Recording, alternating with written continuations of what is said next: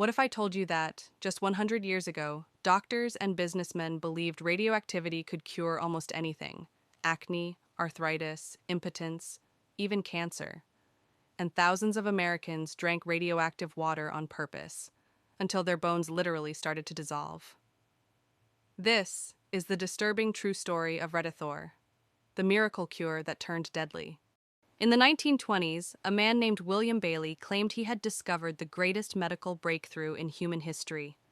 His product was called Radithor. It looked like ordinary water, clear, tasteless, odorless, but Bailey promised it contained something extraordinary.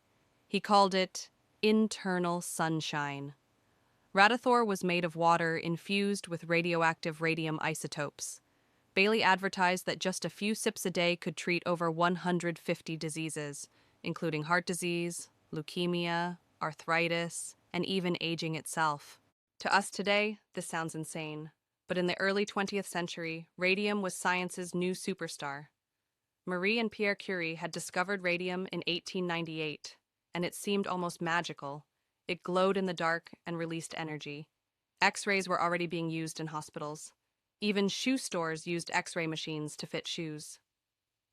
So many scientists genuinely wondered, could radioactivity be the spark of life itself?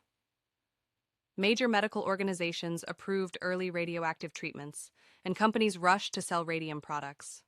Radium creams, radium toothpaste, radium cosmetics. Radithor was just one of many. The most well-known victim was a wealthy American businessman named Eben Byers. In 1927, he broke his arm. A doctor recommended Radithor. Over the next 5 years, Byers drank nearly 1,400 bottles of radioactive water. He knew it was radioactive. Every bottle proudly said, "Certified radioactive water." At first, he felt energized. Then, his health collapsed.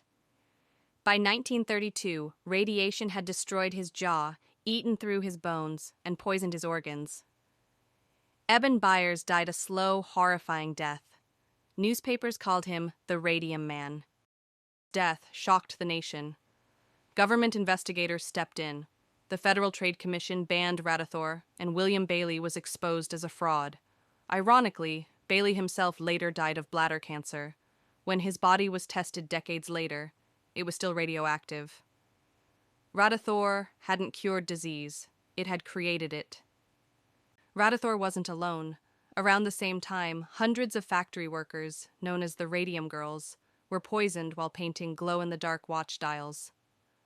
By the late 1930s, strict radiation laws were finally introduced. The radium craze was over, but science didn't stop. Here's the twist. In 2013, after nearly a century of careful research, the FDA approved radium-based therapy to treat certain types of cancer. The same element that once killed patients now saves lives, when used correctly. Radithor is a reminder that science without regulation can be deadly, and that miracle cures often hide dangerous truths. If you found this story shocking, hit like, subscribe, and share